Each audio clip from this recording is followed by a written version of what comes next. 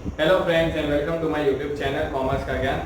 आज हम लोग स्टार्ट करने वाले हैं पार्ट 1 बेसिक अकाउंटिंग टर्म्स। अब ये जो अकाउंटिंग टर्म्स है ये आपके लिए बहुत ही इंपॉर्टेंट है because this is going to be your base for class 11 as well as class 12।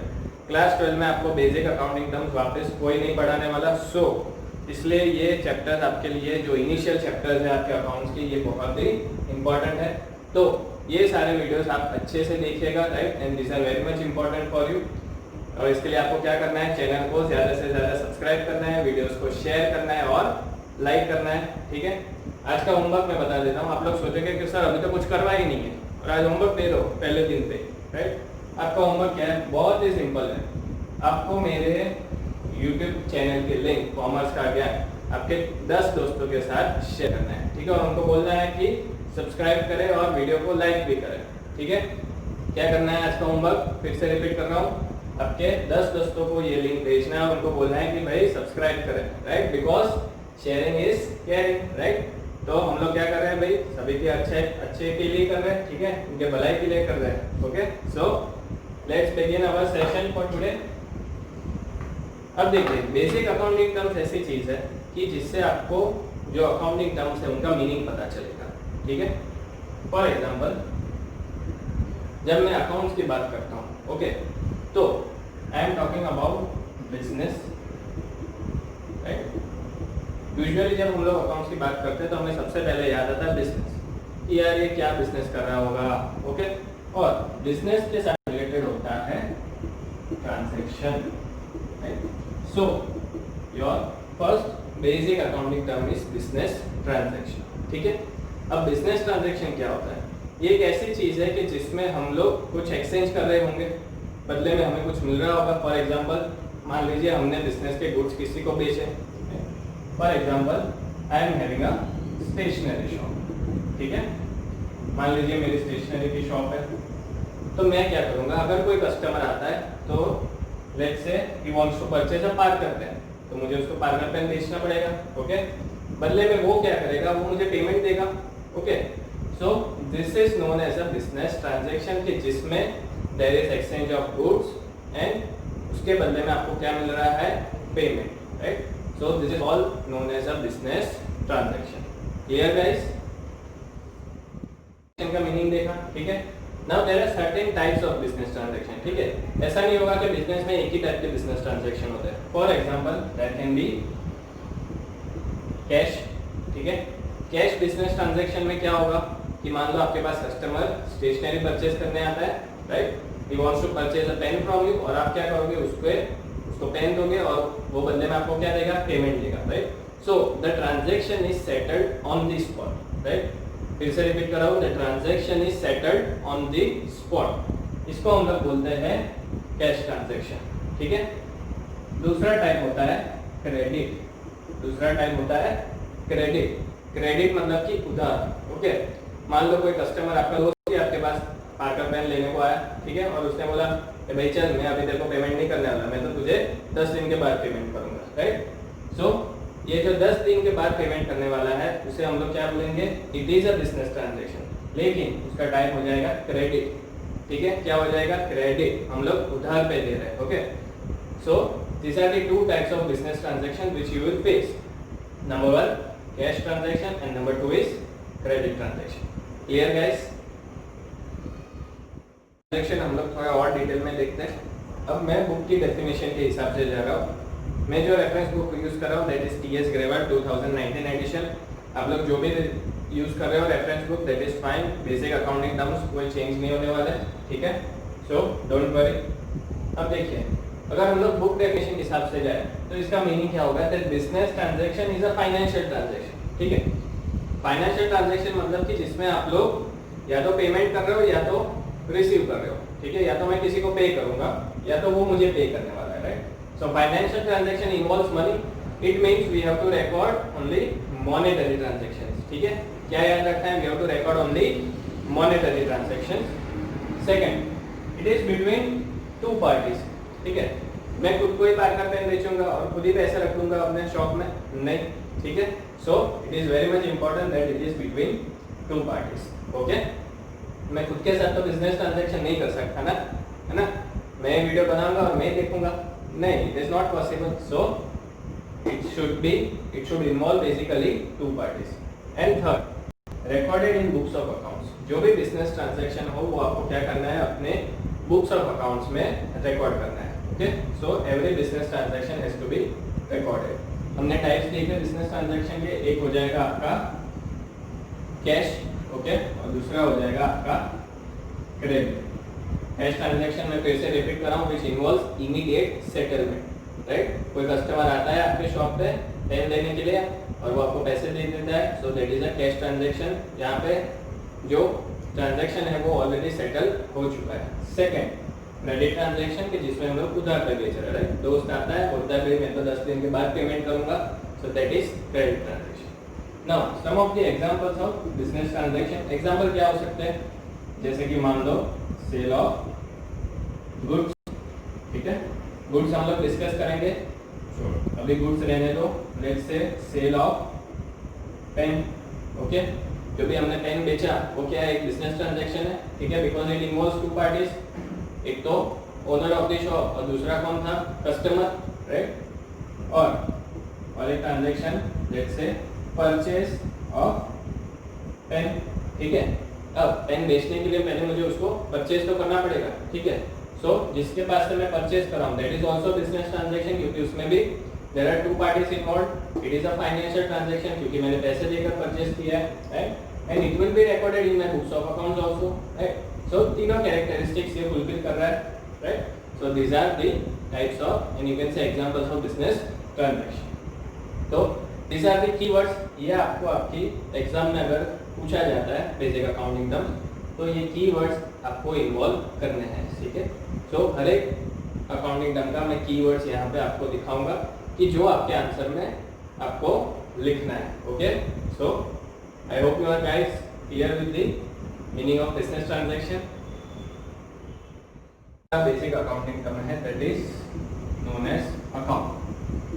क्या नाम है उसका, अकाउंट. ठीक है, अब अकाउंट क्या है, मान लीजिए आपका जो स्टेशनरी का बिजनेस है. Right, for example we are assuming कि कोई एक स्टेशनरी का बिजनेस है. ठीक है, अब उसमें मैंने कोई अपने हेल्प के लिए कोई इंसान को तो रखा होगा. ओके, सो उसको मैं क्या पे कर रहा हूँ, सैलरी. राइट, अब मान लीजिए कि मेरा अकाउंट और लेट से मेरा बिजनेस बेसिक अकाउंटिंग टर्म है उसका नाम ही है अकाउंट. ठीक है, अब अकाउंट क्या होता है, यहाँ पे मैंने उसके कीवर्ड्स लिखे हैं. It is a summarised record of transactions. ठीक है, हमने ट्रांजैक्शन आगे डिस्कस किया. बिजनेस ट्रांजैक्शन बोलो कि सिर्फ ट्रांजैक्शन बोलो, that is one and the same thing. मतलब कि हमने बिजनेस ट्रांजैक्शन में देखा कि दो तरह के होते हैं, कैश ट्रांजैक्शन और क्रेडिट ट्रांजैक्शन. ठीक है, सो समराइज्ड रिकॉर्ड ऑफ ट्रांजैक्शन मतलब कि दोनों टाइप के आपके जो ट्रांजैक्शंस है दोनों टाइप के वो यहाँ पे आप लोग रिकॉर्ड कर सकते हो. दूसरा, पर्टिकुलर हेड मतलब कि मैं किसी एक पर्टिकुलर चीज के बारे में बात कर रहा हूँ. एग्जांपल मान लो कि आपकी जो स्टेशनरी का बिजनेस है. ठीक है, उसमें आपने स्टाफ रखा होगा, तो स्टाफ को हम लोग क्या पे करते हैं, सैलरी. ओके, मान लो आपके पास 3 लोग हैं स्टाफ में, ए बी एंड सी. आप तीनों को सैलरी पे करते हो. ठीक है, so I will create a account under the name of salary. I will create a account under the name of salary. Okay, so this is known as particular head. मतलब कि मैं किस चीज के बारे में बात कर रहा हूँ, तो भाई सैलरी के बारे में. At one place.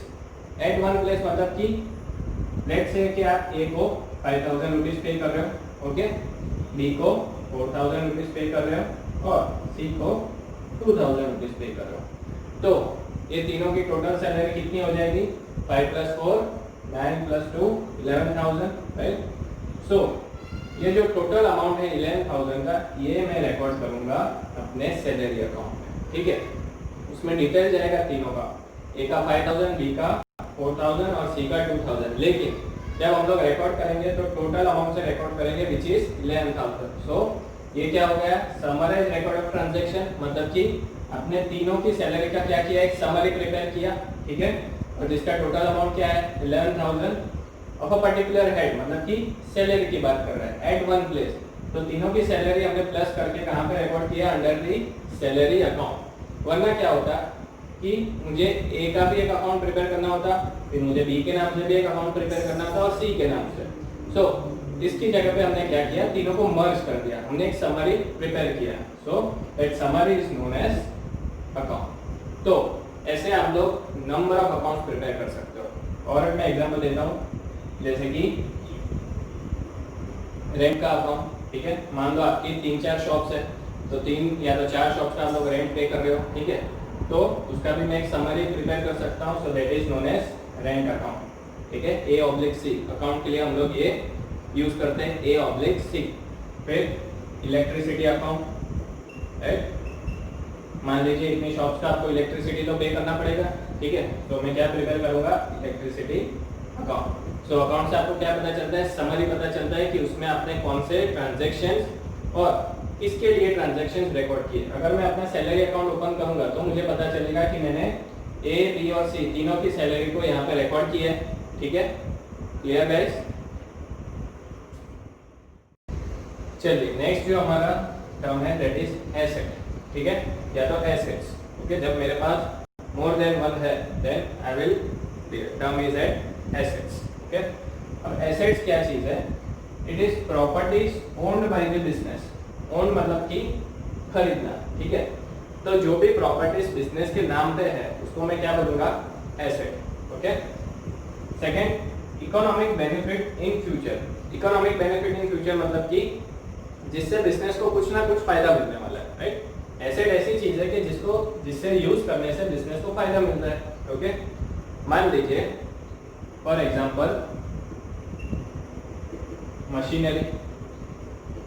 अब मशीनरी क्या चीज है, मशीनरी हम लोग बिजनेस के लिए परचेज करते हैं। ओके, मान लीजिए आपका बिजनेस का नाम है ABC लिमिटेड, ओके, या तो ABC private limited. Okay, you are running a company. तो ABC प्राइवेट लिमिटेड ने क्या किया, ये मशीनरी को परचेज किया। तो हम लोग क्या बोल सकते हैं, it is owned by the business, right. जो हमारा पहला कीवर्ड है, properties owned by the business, मतलब कि मशीनरी ABC प्राइवेट लिमिटेड ने परचेज किया है। सो ये उसके मालिक हो गए, राइट। दूसरा, इकोनॉमिक बेनिफिट इन फ्यूचर। अब ये मशीनरी से ABC प्राइवेट लिमिटेड को क्या फायदा है, वो इस मशीनरी को यूज करेंगे, प्रोडक्शन करेंगे, ठीक है।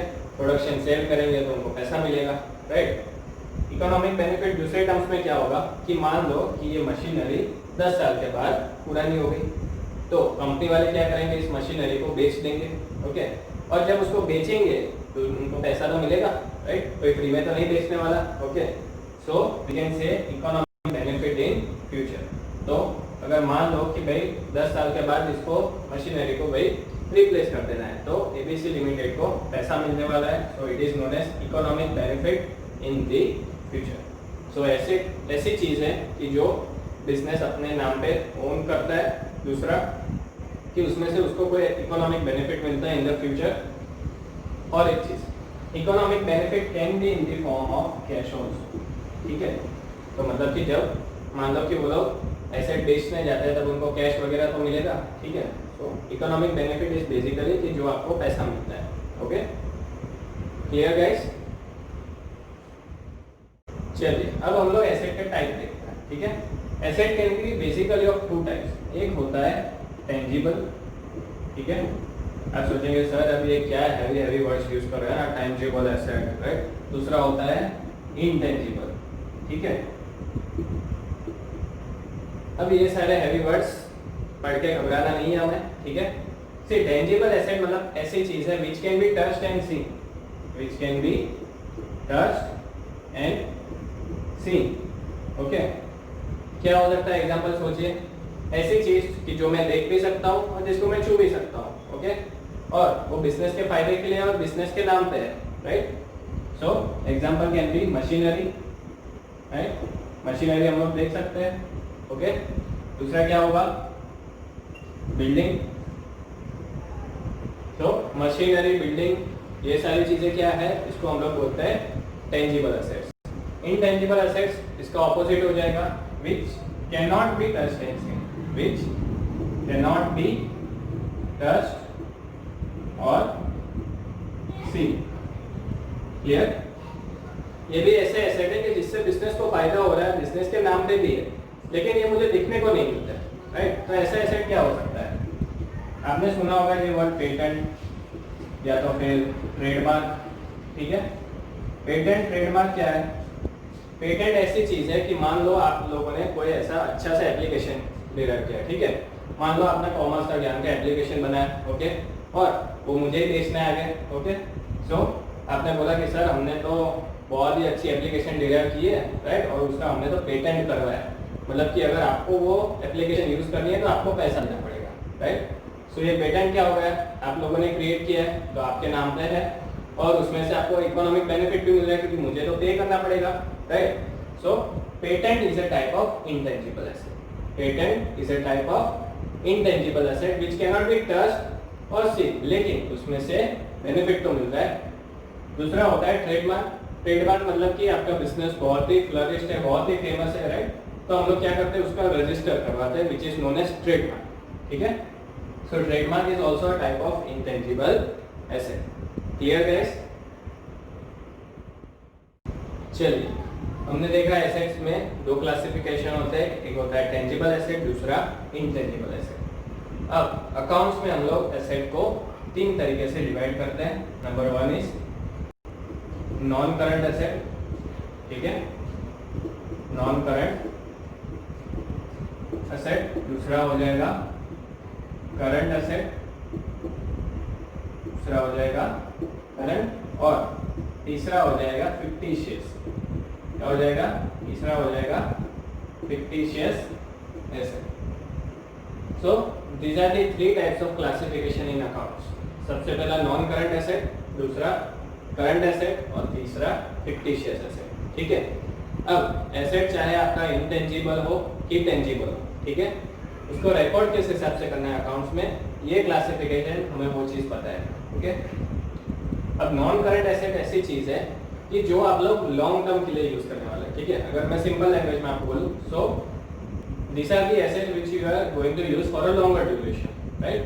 जैसे कि आपने मशीनरी परचेज किया था, अभी जो हमने देखा, सो मशीनरी हम लोग क्या करेंगे 10 साल के लिए यूज करने वाले हैं, ओके।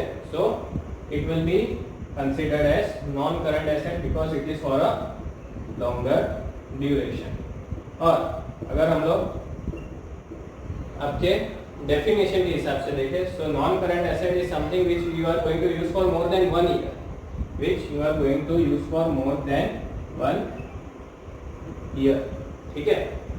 तो वो होगा आपका non current asset. Clear? Current asset क्या हो जाएगा? इसका रिवर्स हो जाएगा कि ये भी एसेट तो है ही, ठीक है, इससे आपको फायदा तो होने वाला है, लेकिन ये आपका क्या हो जाएगा? It is for short duration, ठीक है। ये आपका कैसा है? It is for short duration and it is generally for less than 1 year. ये ऐसे एसेट है कि जो आप लोग सिर्फ 1 साल के लिए रखोगे, उसके बाद उसको बेच दोगे, राइट। सो उसको बोलते हैं करंट एसेट। ये एसेट है नॉन करंट की जो आप लंबे टाइम के लिए रखने वाले हो, which is usually for more than 1 year, ठीक है। तो उसको हम लोग बोलते हैं नॉन करंट एसेट। तीसरा टाइप होता है फिक्टिशियस एसेट। अब फिक्टिशियस एसेट क्या है? ये ना तो नॉन करंट एसेट है ना तो करंट एसेट है, ठीक है। ये एक टाइप का आपका लॉस है, ठीक है। पर ये लॉस ऐसा है कि जो आपको बेनिफिट देने वाला है अगले काफी सालों तक, राइट। ये ऐसा लॉस है कि जो आपको फायदा देने वाला है, राइट। अब आप सोचोगे कि सर लॉस क्या हो सकता है, और ऐसा कैसा लॉस है कि जो हमें फायदा देता है ना। पर अभी के लिए आप लोग समझ लो that this is a type of loss which gives you benefit for more than 1 accounting period, right, 1 साल से ज्यादा। उसको हम लोग क्लासिफाई करते हैं फिक्टिशियस एसेट्स में, ओके।